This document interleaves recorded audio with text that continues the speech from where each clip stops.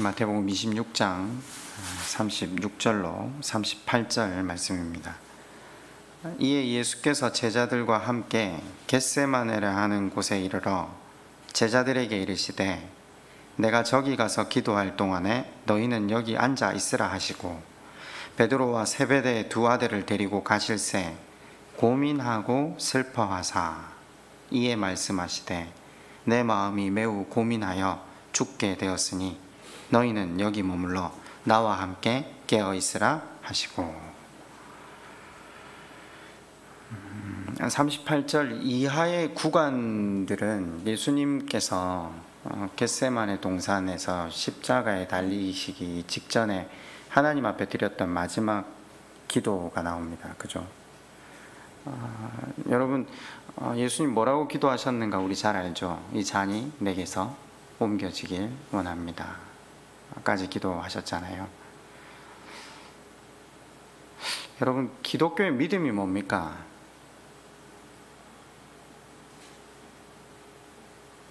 옛날에 마태복음 26장 이 구간을 읽으면서 한참 제자 훈련 받을 때였는데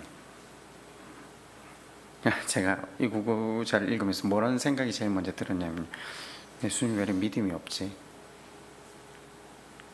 안 그래요?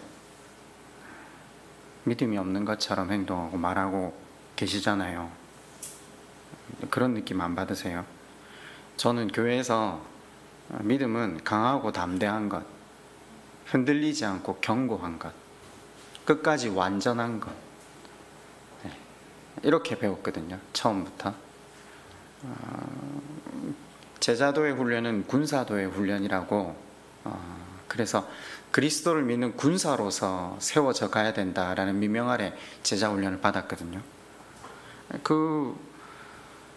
그런 믿음의 정의를 가지고 쭉 걸어가던 길에서 복음서 마지막 부분에 예수님 하시는 말을 보니까 보세요. 37절에 그러시잖아요. 고민하고 슬퍼하사. 고민하면 됩니까? 슬퍼하면 됩니까? 그리고 예수님이 직접 이 말을 표현하세요. 하지 말았으면 좋았을 건데 그죠? 내 마음이 매우 고민하여 죽게 되었으니. 저는 예전에 믿음을 계속 그렇게 반복적으로 생각해 오다가 말씀을 보면서 믿음에 대한 정의를 새롭게 했어요. 믿음은 우리의 어떠한 결단이나 우리의 어떠한 의지가 아니라 하나님께서 당신의 열심으로 우리가 그렇게 오래도록 하나님 그분만을 신뢰하며 살지 않았음에도 불구하고 당신을 믿을 수 있도록 인도하신 결과로서의 담대함, 흔들리지 않는 견고함. 그러니까 이런 거죠. 창세기 17장의 마지막에 아브라함이 하나님의 말씀을 거절하고 하갈을 통해서 이스마엘을 낳아서 13년 동안 잘 살잖아요. 이게 하나님 마치 자기에게 주신 복인 것처럼. 그런데 18장 1절에 13년 만에 하나님이 침묵을 깨고 나타나셔서 그랬잖아요. 나는 전능한 하나님이라. 제가 그 말씀을 어떻게 설명했던가 기억나십니까? 내가 그렇게 믿겨지지 않든, 너는 그렇게 내가 못 믿어지던, 아니야, 나는 전능한 하나님이야. 하나님은 하나님을 믿지 않고 세상의 방법대로 살아가는 우리 가운데 일하심으로 그분의 은혜, 그분의 사랑이 얼마나 놀랍고 그분이 끝끝내 신뢰할 만한 분이시라는 걸 알게 하시는, 그래서 그 하나님을 믿는 믿음이 담대해지고 견고해지고, 어쩌면 그 믿음은 우리 쪽에서의 열심이 아니라 그분의 열심으로 인한, 그분이 당신을 증명하심으로 인한 자연스럽게 발현할 수밖에 없는 믿음인 거죠. 하나님을 향한 믿음이 자라난다는 건 굉장히 오랜 시간이 걸린다는 것도 말씀을 통해 배웠습니다. 근데 저는 이제 올해 교회를 다니면서 제가 굉장히 고민했던 게, 그런 믿음의 모습을 곧장 이루어내는 게 제자도의 삶인 것처럼 요구받을 때였죠. 방금 제가 말씀드렸지만 담대하고 견고하고 흔들리지 않고 끝까지 완전한 믿음으로 하나님 앞에 애초에 나갔던 인물이 있습니까? 아브라함, 우리 잘 알다시피 방금 설명드렸다시피 이삭, 야곱, 요즘 우리 한창 배우고 있는 다윗.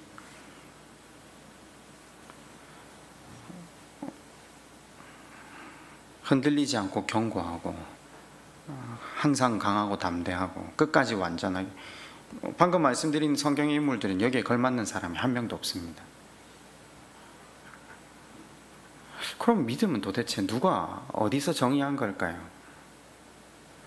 저는 그래서 그 교회에서 배우던 제자반을 이렇게 배우면서 늘 느꼈던 게 늘 모자라고 늘 부족하고 늘 죄송한 것밖에 없더라고요. 그러면서 한 번씩 듣는 말은 하나님은 있는 모습 그대로 사랑해 주신다. 이게 굉장히 저한테 이율배반적이었어요. 그러다가 20대 좀 넘어가면서 우리 교회에서 한참 기독교 백선 해가지고 목사님들의 가장 유명한 저서들 한 권씩 읽어가는 시간들 가운데 만났던 분이 존 스토트 목사님이었어요. 존 스토트 목사님이 88세 때, 그러니까 거의 마지막에 적었던 책이거든요. 이 책을 거의 집필하는 게 마지막이라고 제가 들었는데 그 제목이 제자도였어요. 제자도 책을 여러 권이 나와 있거든요. 시중에 저희들이 신대원 가면 제자도에 대해서 여러 가지로 배우는데 제자도 책 가운데 제가 읽고 이게 성경이 말하는 제자도의 삶이구나 라고 무릎을 쳤던 책이 제가 두 가지 정도가 있었는데, 하나는 후안 카를로스 아이디가 적었던 제자도, 그리고 이제 존 스토트 목사님이 적은 제자도인데, 말씀 가운데 제자도를 가장 잘 이해하고 설명한 책이 저는 이 책이라고 생각해요. 그래서 대부분 교회에서 제자도 훈련할 때 이 책을 교본으로 굉장히 많이 삼았었거든요. 8가지 테마가 있는데 제가 하나 설명을 좀 해드릴게요. 첫 번째 단계가 불순응. 우리가 세상에 살지만 세상에 오염되지 말아야 된다. 이러면서 이분이 굉장히 건강하게 설명을 하는데, 세상에서 도피하여 거룩함을 보존하려 해서도 안 되고 세상에 순응하여 거룩함을 희생시켜서도 안 된다. 이해가 되십니까? 지난주 우리가 요셉 말씀을 들었으니까 정확하게 이해가 되셔야 돼요. 고세는 분리주의를 지향하는 게 아니에요. 고세는 철저하게 세상에 속해 있으면서 세상을 섬기지만 세상의 주류가 되지 않으므로 세상과 동화되지 않다. 하나님 그분 앞에서 신앙을 지키는 삶을 산다. 그걸 제자도의 삶 첫 번째 단락으로 설명하면서 목사님이 인생을 이렇게 정의했어요. 이 땅에서의 삶은 알몸이 되는 두 순간 사이의 짧은 순례 여행이다. 이해가 되시죠? 첫 번째 알몸은 태어날 때 알몸이고 두 번째 알몸은 죽을 때 알몸이죠. 두 번째 단계가 닮음인데, 그리스도를 닮아가는 것이 하나님의 목적이다. 이건 뭐 우리가 계속해서 배우고 있는데, 그리스도를 닮는 방법이 성령 충만한 것이다 해놓고, 성령 충만이 결국은 성령의 조명하심과 교통하심과 교제하심으로 말씀에 대한 이해, 하나님의 뜻에 대한 이해를 통해 하나님 그분을 배우고, 그리고 그분이 원하시는 것들을 우리 삶으로 구현해가는 것이 닮음이다 라고 설명을 해뒀어요. 세 번째 단계가 성숙. 성숙은 삶의 어떤 내용을 이야기하는 게 아니라 그리스도와 깊은 관계를 맺는 것이라고 표현을 하면서 설명하고 있고, 네 번째 단계가 창조 세계를 돌봄에 맡겨주신 이 땅을 잘 섬겨야 한다. 그리고 다섯 번째가 단순한 삶이었는데, 여기 청지기로서의 삶을 설명하는 부분이었죠. 지난주 이제 우리가 한 주 고센 땅에 대한 이야기를 하면서 청지기의 삶, 종말론적 삶에 대해 생각을 해봤는데, 다음 주에도 계속 좀 이어질 거거든요. 그리고 여섯 번째 단계로 균형. 균형. 우리가 말씀을 들으면서 때론 그런 거 있죠. 은혜, 그리고 하나님 나라를 이루는 법, 이 사이에서 굉장한 갈등이 있잖아요. 언제는 은혜만 강조했다가 언제는 말씀대로 살지 못하면 하나님 나라에 합하지 않다라는 예수님의 말씀을 균형 있게 잘 잡고 가야 된다는 거죠. 그리고 이제 일곱 번째 단계가 의존입니다. 의존. 제가 오늘 이걸 레퍼런스 삼아서 제자도에 대해서 한번 말씀을 나눌까 해요. 이제 여기 책은 이렇게 이야기해요.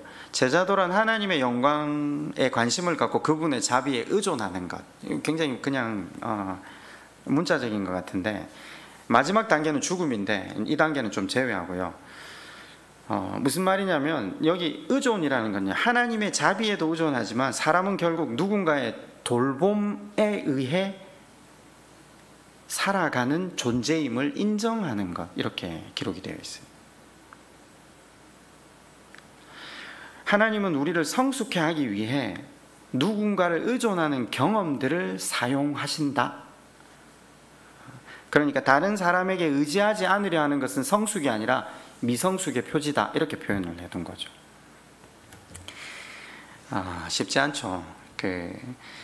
저는 이 책의 제자도 가운데 1, 2, 3, 4, 5, 6장은 사람들이 굉장히 교본으로 잘 사용하시는데 7장하고 8장은 교본으로 잘 사용하지 않더라고요. 7장의 의존이라는 게 어려운 거죠. 7장에서 제자도를 어떻게 설명해 놨냐면요, 하나님과 타인에게 의존하는 법을 배우라는 말은 뒤집어 말하면 자신의 한계를 인정하고 약해질 줄 알아야 한다라고 되어 있어요. 저는 목사님이 생전 마지막 부분에 쓴 책이기 때문에 이 하나님의 귀한 말씀에 대한 이해를 이렇게 잘 기술할 수 있었구나. 무슨 말입니까? 제가 다시 한번 표현해 볼게요. 자기의 약함을 인정하고 다른 사람에게 신세지는 것을 감사히 여기는 것, 이게 예수 그리스도의 제자가 가져야 할 자질이라는, 이게 제자도라는 거죠. 어려우시죠? 현대 사회 속에서는 거의 듣기 힘든 이야기입니다. 대개 설교단에서도 어떻게 설교를 하느냐면요, 자기 한계를 극복하고 새 힘을 공급받아서 더 높이 올라가라라는 게 보편적인 설교의 내용입니다. 그죠? 제가 아까 말씀을 드렸다시피 이 땅에서의 삶은 알몸이 되는 두 순간 사이의 짧은 순례 여행이다 했는데, 알몸으로 태어나는 순간도 인간은 누군가의 전적인 보호와 보살핌이 없으면 살아갈 수가 없잖아요.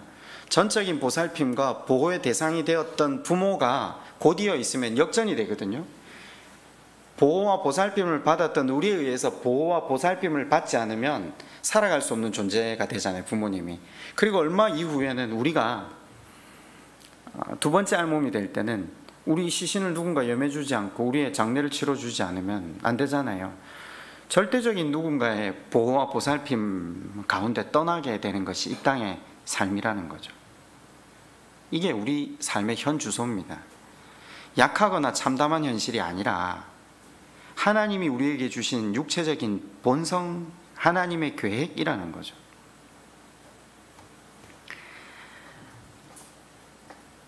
철저하게 사람은 도움과 도움 속에 사는 존재로 지어졌습니다. 하나님이 그렇게 인생을 만들어 놓으신 것입니다. 제가 교회 다니면서 가장 많이 듣는 말 중에 하나가 이건데 제가 한번 대사를 읊어볼게요.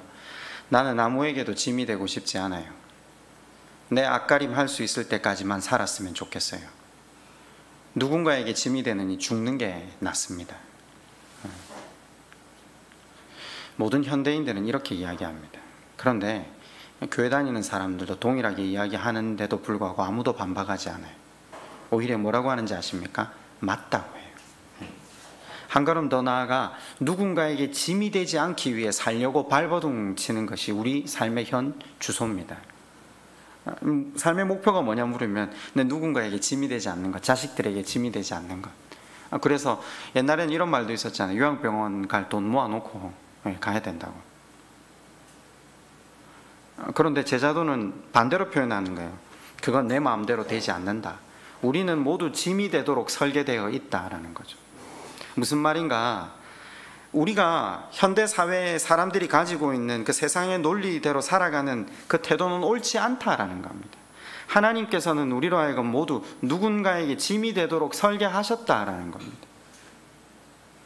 당신은 내게 짐이 되도록 설계하셨고 나는 당신에게 짐이 되도록 설계되었다라는 거죠. 그래서 하나님은 우리로 하여금 공동체로 부르십니다. 가정 공동체, 교회 공동체, 그죠? 그곳에서 우리를 뭐라고 부르셨죠? 제가 기독교인들을 하나님은 뭐라고 부르십니까? 왕 같은 제사장이라 하거든요. 왕이 하는 일이 이제 우리가 뭐라고 배웠죠? 섬김, 그죠? 제사장이 하는 역할은 희생, 뭘 위해서요? 공동체 안에서요. 왕이요 제사장의 역할이 구현되고 훈련되는 유일한 곳은 공동체 안입니다. 갈라디아서 6장 2절에 이런 말씀이 있습니다. 너희가 서로 짐을 지라. 그리하여 그리스도의 법을 성취하라. 바꿔 말하면 우리의 삶은 서로에게 짐이 되는 삶이라는 겁니다. 세상은 그렇게 말하지 않죠. 짐이 된다는 건 굴욕이거든요. 근데 성경은 오히려 그걸 받아들일 준비를 하라고 합니다. 마음의 상처가 될 수도 있고 자존심이 상할 수도 있지만 그것을 통해서 겸손함을 배우게 된다라고 이야기하는 거죠. 우리 이제 겸손에 대해서 다시 정의 안 해도 될 만큼 제가 많이 정의한 것 같은데요. 성경이 말하는 겸손은 내가 누구인지를 아는 게 겸손입니다. 내가 누구인지를 아는 사람들은 내려놓음이라는 말조차 못 쓴다라고 제가 했잖아요. 육체는 퇴락해 갑니다. 하나님이 정하신 법칙입니다. 정신도 마찬가지입니다. 제가 나이가 굉장히 젊은데 이래 말씀을 드려 죄송한데 한 재작년 정도부터 앉아있기 시작하니까 앞 글자가 안 보이기 시작하더라고요. 계속 처음에는 받아들일 수가 없고 무슨 나이가 이것밖에 안 되는데 노안이 벌써 왔다 해가지고 이 글자가 안 보이세요. 패드를 계속 키워서 지금 글자 포인트를 15까지 올렸거든요. 지금 바로 앞에서 보고 있는데 가까이 가면 글자가 안 보여요.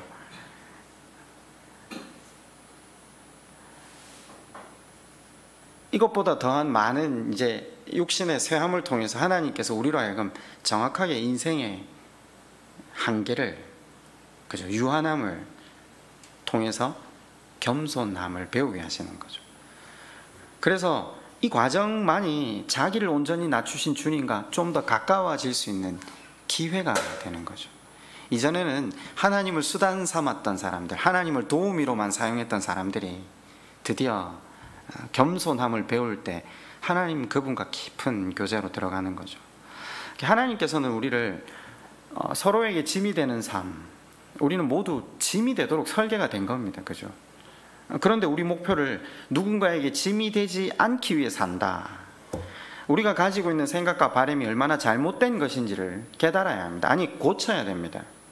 인생은 서로 신세지도록 설계되었다는 것, 신세지고 신세 갚는 과정에서 참 인생의 맛을 경험하게 된다는 것, 그걸 하나님이 돕고 도움을 기뻐하신다는 사실을 눈뜰 수 있어야 된다는 거죠. 세상 사람들도 사람에 대해서 정의할 때 그 한문이 사람인자를 이렇게 쓰잖아요. 뭐 이거 상식이니까. 어떤 뜻을 담고 있죠? 서로가 서로를 기대어 의지하고 돕고 돕는 존재가 사람이라는 걸 표현한 거잖아요. 사람인자가.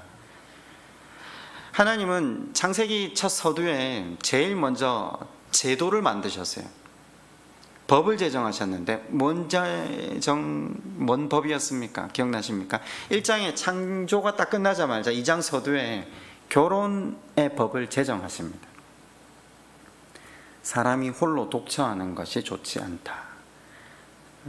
사람은 홀로 살도록 지어진 존재가 아니라 서로의 필요를 채우며 서로를 돕는 존재로서. 자, 그때 이 사람들의 상태를 창세기 2장 25절이 이렇게 표현하는데, 두 사람이 벌거벗고 있었으나 부끄러워하지 않았다로 일축시킵니다. 여러분, 이게 굉장히 사실 많은 의미를 함축하고 있는데, 전체적인 문맥에서 보면요, 뭘 이야기하려고 지금 25절이 서로 벌거벗고 있었으나 부끄러워하지 않았다가 뒤에 죄로 인해 깨어지기 이전의 상태를 강조하기 위해서였다는 거죠. 사랑하고 서로 돕고 돕는 존재는 자신들의 부끄러운 부분을 부끄럽게 여기지 않았다는 겁니다. 상대방을 돕고 상대방을 배려하고, 그런데 사단이 뱀을 통해 하와를 유혹했습니다. 처음에 유혹을 거절했죠. 그런데 사단이 어떻게 유혹했습니까? 너희 절대 죽지 않는다. 하나님은 그 나무 열매를 먹으면 너희 눈이 밝아지고 하나님처럼 될 것을 두려워하신다. 선과악을 알게 되는 존재가 되는 걸 아시고 그렇게 말씀하신 것이다.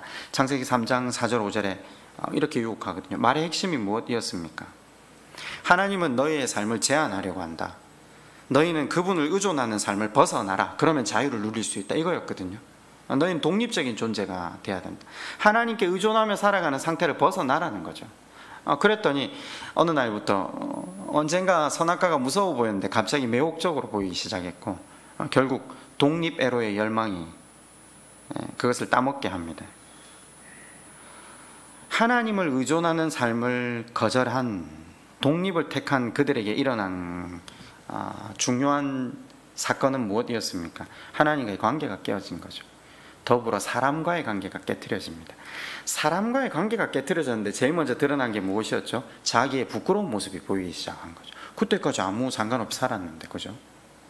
상대방에게 보여주기 싫어서 보여주지 않으려고 가리기 시작한 거죠. 여러분, 이게 굉장히 깊은 상징이 담겨 있는데 결국 죄의 결과는 자신을 가리는 경향으로 드러난다라는 겁니다. 그러면요, 좀 크게 지금 제가 말씀을 드리는데, 예수 그리스도를 믿는다는 건 결국 하나님이 지으신 원래 상태로 돌아가는 것이잖아요. 하나님께로부터 독립해서 스스로 하나님이 되어 가려고 하는 태도를 버리고 다시 전적으로 하나님만 의지하는 그 상태, 그것이 온전한 믿음 아닙니까? 그것이 자기 부인 항복이거든요.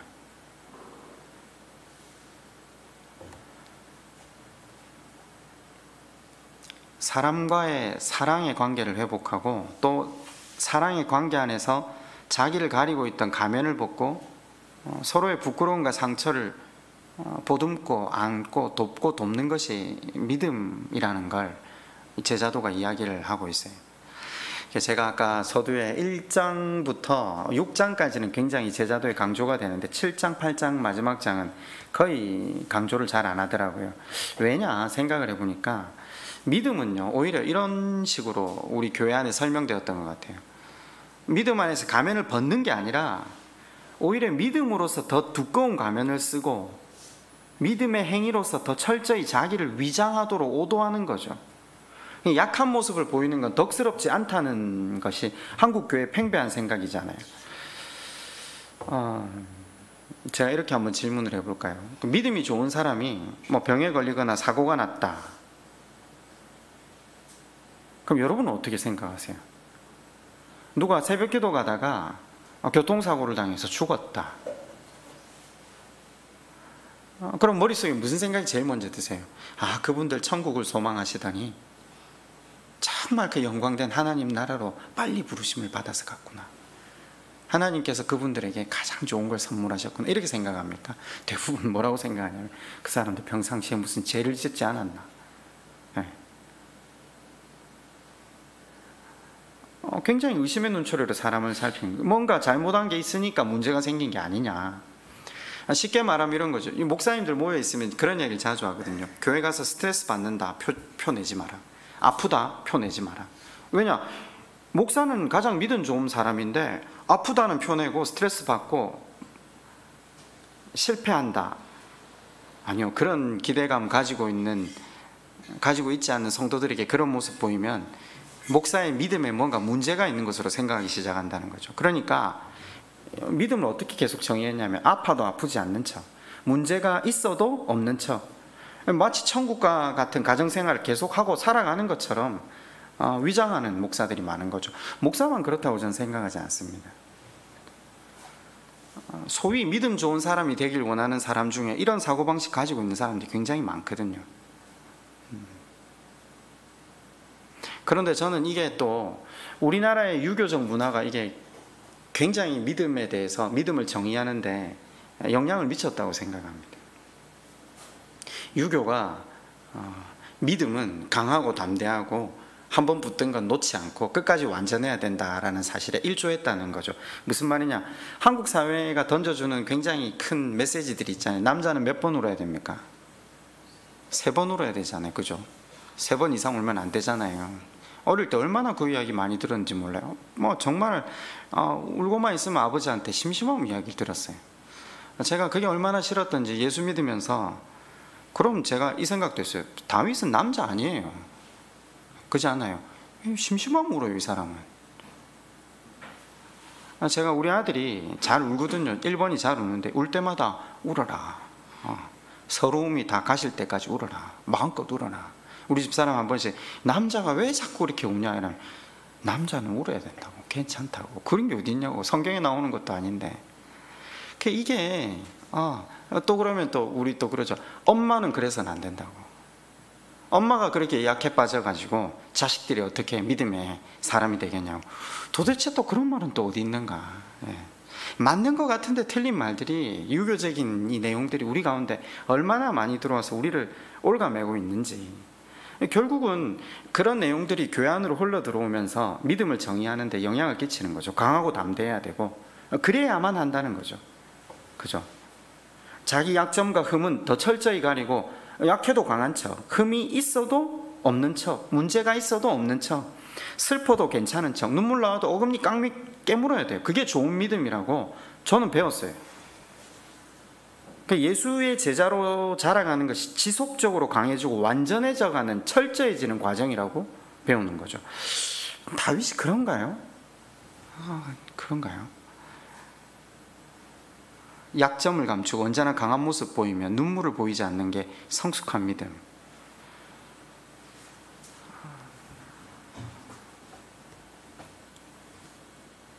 아니요. 근데 대부분 사람들은 믿음이 좋다면 신세지지 않고, 그죠? 할 수 있는 한 다 갚아주고, 베풀기만 하려고 하고, 받는 건 죽기보다 더 싫어하고. 도움을 받는다는 건 사실 나는 무력하다라는 사실을 인정하는 행동이거든요. 우리는 누군가로부터 도움받는 게 죽기보다 싫을 때가 있어요. 자존심에 상처를 입거든요. 그런 심리가 작용하잖아요. 그런데 제자도의 책의 굉장히 큰 주제가 예수 그리스도의 제자로 자라는 데 있어서 자신의 연약함을 인정하고 도움을 받는 훈련이 필요하다라는 거죠. 여러분, 이게 한 번만 생각을 해보세요. 자존심이 깨어지고 망가지는 경험은 믿음이 자라는 결정적인 계기가 된다라는 겁니다. 왜냐하면 예수 그리스도의 제자에게 있어서 가장 큰 적은 자아이기 때문이죠. 왜냐? 주님 이래 말씀하셨잖아요. 마가복음 8장 34절에 나를 따라오려고 하는 사람은 자기를 부인하고 자기 십자가를 지고 나를 따라와야 한다. 무슨 말이죠? 예수님의 제자가 되려면 가장 먼저 자기를 부인해야 된다라고 하거든요. 자기의 자아가 깨트려져야 된다라고 하거든요. 자기의 약점을 인정하는 것, 아플 때 아프다고 소리를 지르는 것, 울어야 할 때 무너져서 심하게 우는 것, 그죠? 자기 부끄러운 약점을 내어놓는 것, 그래서 다른 사람에게 도움을 받는 것, 동정의 대상이 되는 것, 그래서 때로는 누군가의 가십거리가 되고요, 누군가 뒤에서 내 이야기를 해요. 그래서 그 덕분에 내 자아가 망가져요. 내 자아를 망가뜨리는 아주 강력한 효력을 그 일이 행하게 하는 거죠. 이해가 되십니까? 저는 제자도의 삶의 훈련 프로그램이, 그래서 저는 수모임이 있어야 된다고 생각하거든요. 여러분은 어떻게 생각하실지 모르겠지만, 비교를 하자면 좀 그렇지만, 저 같이 청년부 때부터 말씀 듣고 순모임 했던 사람들은 여기 와서 아마 특징이 있을 거예요. 말씀을 듣고 순모임 자리에 앉아서 말씀에 비친 자기 자신을 그냥 그대로 이야기하는 거죠. 저는 이게 부족하고, 저는 이게 허물이 많고, 저는 여기에 소망이 없다. 그럼 당황하지 않아요, 전부 다? 어떻게 저런 말을 할 수 있지? 저건 누구한테 씹힐 건데? 그죠? 가십거리가 될 건데? 다른 분들 저한테 뭐라고 처음 말씀하셨냐면, 오히려 우리가 이야기할 수 있는 대상을 묶어달라고. 연령이면 연령, 아니면 뭐 조건이면 조건. 그래야 내가 관계가 있어야 이걸 이야기할 수 있다고. 아니요, 천만에요. 우리는 하나님과의 관계를 위해서 교회를 다니는 사람들이에요. 하나님과의 관계에 있어서 내가 어떤 존재인지를 알기 때문에 사람 앞에서 그걸 인정하고 그걸 보이고, 그래서 도움을 간구하고, 그런 나임에도 불구하고 은혜 베푸신 하나님만을 자랑하는 것이 그리스도인이어야 되거든요. 이게 제자도의 훈련이죠. 우리끼리 우리의 말을 나누고, 우리끼리 서로 좋아하고, 우리끼리 서로 위로하는 게 아니라 자기의 자아를 부인할 수 있는 장으로서. 그런데 이 제자도를 잘못 이해하고 있으면요, 그 말씀을 나누는 모임, 그러니까 순모임, 구역 모임은 얼마나 자기가 희생하고 극기로 신앙생활을 잘하고 있는지, 그래서 내가 어떤 복을 받았는지를 자랑하는 향연의 장소가 돼요. 제가 그래 몇 달 전에 운택이가 자기가 이전까지 해왔던 모임에서는 다들 자기를 자랑하고 자기를 내세우고 자기가 신앙 안에 살아가면서 어떤 걸 했는지를 나눴는데 여기 와서 달라진 게 그거, 자기의 허물, 자기의 부족함, 그럼에도 자기에게 베푸신 하나님의 은혜를 이야기하고 있다. 굉장히 제가 되게 놀랐어요. 이게 제자도 훈련이에요. 그런데 대부분 제자도 훈련은 자기 강화로 가는 경우가 참 많아요. 신대원에서도 리더십 훈련을 했거든요. 그 카리스마 넘치는 보스로서, 때로는 모든 것을 다 안아내고 견고하게 버티는 보스로서, 물론 그런 부분도 있어야 되겠죠.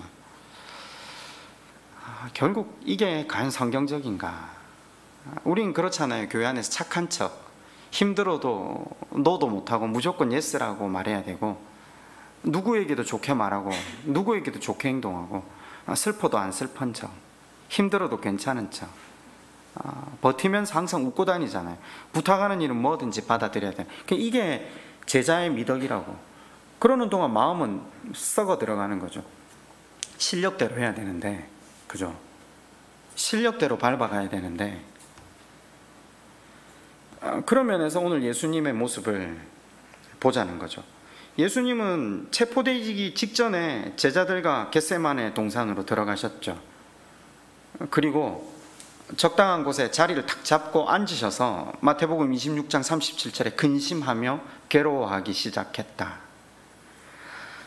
밤이었잖아요. 가까이 있던 제자들이 예수님이 우시는 걸 못 봤을 수도 있어요. 그죠? 그러면서 예수님이 제자들에게 뭐라고 하시죠? 내 마음이 괴로워 죽을 지경이다. 너희는 여기 머무르면서 나와 함께 깨어 있어다. 여러분, 이게 상상이 됩니까? 이분이 갈릴리에서 활동하실 때 누구 앞에서도, 어떤 일 앞에서도 당당하셨던 분이거든요. 그런데 마지막 순간에 제자들 앞에서 이렇게 약한 모습을 보이셨다. 저 이렇게 딱 보는 거예요.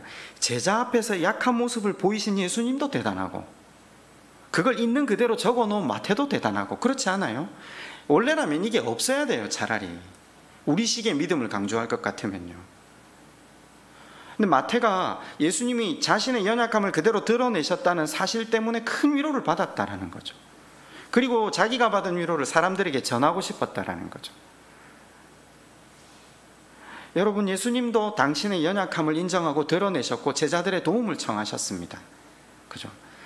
여러분의 어두움과 여러분의 고통과 힘듦을 외면하거나 감추려 들지 말고 인정하고 고백하고 도움을 구하십시오. 이게 우리에게 이 본문이 던지고 있는 메시지라는 거죠. 요거까지는 또 괜찮아요. 제가 하나 더 이야기해 볼까요? 예수님 밤에 체포되셔가지고 법정하고 총독 관저를 계속 왔다 갔다 하잖아요. 가야바 법정은 되도록이면 이 일을 빨리 처리해가지고 하룻밤 만에 사형 구현하고 그 다음날 새벽에 바로 십자가 달아가 죽이려고 하잖아요. 왜냐하면 이게 길어지면 저항 세력에 부딪힐 게 뻔하니까 밤새 일사천리로 일을 진행시키고 사형 선고를 딱 받자마자 혹독하게 고문을 가하죠. 우리 패션 오브 크라이스트 영화 보면 살점이 다 떨어지게까지 채찍을 가해서 거의 사실상 엄청난 출혈을 일으키게 하잖아요. 자, 그리고 마지막 하이라이트, 한 반마일 정도 되는 골고다 언덕까지 십자가를 지고 올라가게 해요. 환산해 보면 한 800m 정도 되거든요. 800m면 사실 가깝다면 가깝고 멀다면 먼 거리겠지만, 한번 생각해 보세요. 십자가는 예수 그리스도고 십자가는 기독교의 상징이에요. 그죠? 믿음의 상징이잖아요. 적어도 그렇다면요, 이 마지막 길을 가는 이 하이라이트 구간에서는요, 주님은 주님다운 모습을 보여야 돼요. 그죠? 근데 주님이 십자가를 지고 가는 동안 여러 번 넘어졌어요. 그리고 마침내 감당할 수 없는 상태가 이르는 그걸 로마 병사가 눈치를 채고 지나가던 사람 하나를 붙잡아서 십자가를 대신 지게 해요. 기억나십니까? 여러분, 이게 이해가 됩니까? 예수님 정도면 그 자리에서 죽는 한이 있어도 자기가 끝까지 짊어지고 가겠다고 고집했어야 되잖아요. 안 그렇습니까?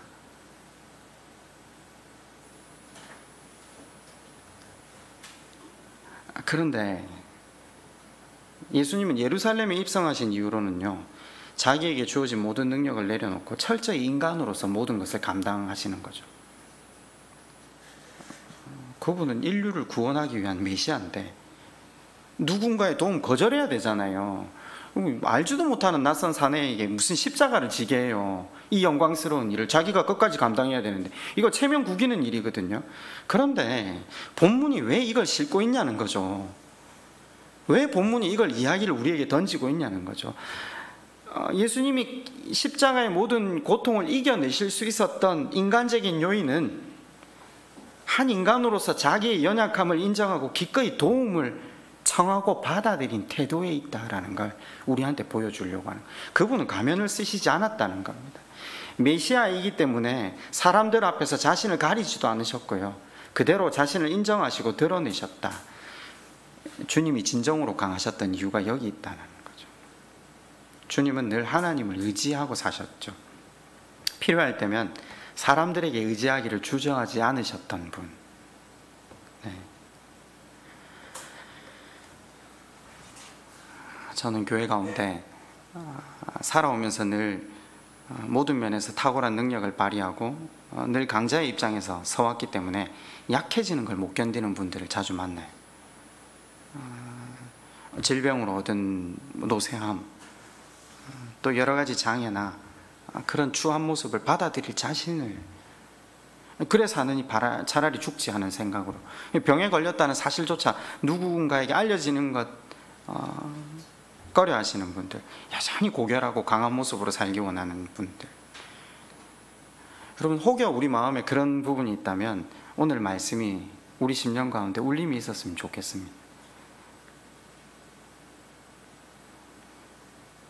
예수님의 모습을 묵상하시면서 약해지는 것을 순수히 받아들이고 그 약해짐을 통해 역사하시는 하나님의 손길을 기대하는 성숙한 믿음으로 나아가는 것, 그것이 오늘 본문이 우리에게 던져주고 있는 메시지라는 거죠.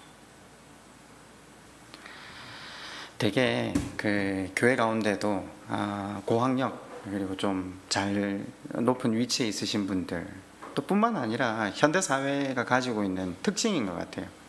늘 사람들 앞에서 건강하고 밝고 강한 모습을 보이기 원하는 것. 근데 그런 분들 가운데 내면적인 문제는 다 안고 있잖아요. 인간이 죄인인데, 그죠? 겉으로는 좋은 부부인 것처럼 행동하지만 집에서는 뭐 남남, 아니 혹은 원수, 그죠? 외면적으로는 자식들 뭐 잘 교육시킨 것 같지만 매일 안에서 전쟁 속에 사는, 밖에서는 인격자처럼 살지만 집에 가면 폭군으로 변하는 남편, 아내, 교회 안에 많아요. 믿음을 위장한 거죠. 믿음의 가면을 쓰고 사는 거죠. 그렇지 않습니까? 제가 일전에 한번 청년부에서 영화를 가지고 설교한 적이 있었어요. 밀양이라는 영화를 가지고 한 5번인가 걸쳐서 설교를 했는데, 밀양의 원작자인 이청동 씨, 는 안티 기독교인이 아니에요. 한때 밀양 영화가 개봉했을 때 전국적으로 대단한 기독교 교계에서 반란이 일어났었거든요. 불매운동 벌이고 저 영화 보면 안 된다고. 근데 이청동 씨가 주장했던 건 하나님을 거절한 게 절대 아니에요. 그 마지막에도 그런 제가 설교를 통해서 이야기를 했는데, 그 전도연이 머리를 깎을 때, 담일 전에 송강호가 뒤에서 머리를 깎아줄 때 옆편에서 이제 빛이 들어오기 시작하거든요. 그리고 전도연이 그 빛을 바라보면서 영화가 끝이 나는데, 전도연은 처음부터 끝까지 하나님을 부정한 적이 단 한 번도 없어요. 하나님을 믿는다고 하는 사람들이 거짓된 가면을 쓰고 살아가는, 하나님을 잘못 오도해서 자기식대로 그 믿음의 내용으로 살아가는 사람들의 삶을 그대로 나열한 거죠. 그런데 교회가 그걸 보니까 그게 우리거든요. 그게 그대로 적나라하게 기록이 다 돼 있으니까 이게 얼마나 불편합니까? 한 사람은 믿음이 그것이 아니라는 걸, 믿음은 하나님 그분 앞에서 자신의 부족함과 자신의 허물을 있는 그대로 인정하며 그분이 원하시는 삶으로 나아가는 게 믿음이라는 걸 설명하기 위해서 반대급부적으로 그걸 드러낸 거죠. 제가 그 설교를 청년부에 쭉 하면서 청년부한테 그렇게 마지막에 매듭을 지었어요. 어차피 다들 가면을 쓰고 살지 않느냐고. 집에 가도 벗지 말고 계속 벗지 말아서 가면 자체 연기가 삶이 되게 해라고. 그냥 차라리. 여러분, 하나님 앞에서 가면과 위장을 벗어놓고 진정한 믿음을 구하며 나아가야 됩니다. 그 장이 순모임입니다. 우리가 관계가 되고 상대방이 뒤에 가서 내 욕을 안 하고 그 말 듣고 쉽지 않을 거라고 생각해서 나의 허물도 나의 부족함도 나눌 수 있는, 아니요, 그게 아닙니다. 믿음이 성숙해진다는 것은요, 위장의 도구로서 믿음이 아니라 있는 그대로의 내 상처, 어두움, 그걸 그대로 내어놓고 그럼에도 불구하고 은혜 베푸시는 하나님, 또 그것을 함께 치유와 회복에 이르도록 간구해 달라고 하는 도움,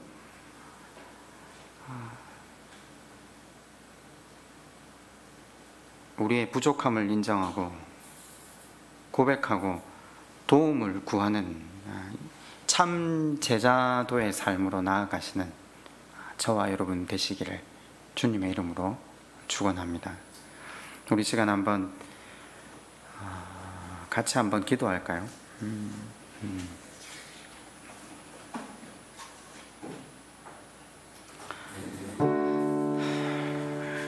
강하고 견고하고 잘해야 되고 완벽해야 되고, 아니요. 그래서 아파도 안 아픈 척, 슬퍼도 안 슬픈 척, 힘들어도 안 그런 척, 그죠? 한 번 투정 부려본 적도 없고, 한 번 목 놓아 울어본 적도 없고, 누군가에게 분통 터뜨려 본 적이 없음을 자랑스럽게 여기고 살고 계시지는 않습니까? 아니요. 하나님께서는 우리에게 늘 이렇게 말씀하세요. 얘 안 그래도 괜찮아. 나는 착한 아이를 바라는 게 아니야. 너는 너의 수준대로 살아도 괜찮아. 나는 너가 행복하기를 원해. 여러분, 우리는 우리 수준에 있는 모습 그대로 하나님 앞에 우리를 내어놓고 도우심을 구하며 그분이 원하시는 걸음걸음을 착실하게 한 걸음 한 걸음 걸어가면 됩니다. 너무 멀리 뛰지도 말고 하나님 원하시는 그 걸음 걸을 수 있게 해달라고, 우리 자신을 있는 그대로 좀 인정하는 모습으로 하나님 앞에 나아가는 시간이 한번 되었으면 좋겠습니다. 함께 말씀을 생각하며 하나님 앞에 기도하겠습니다.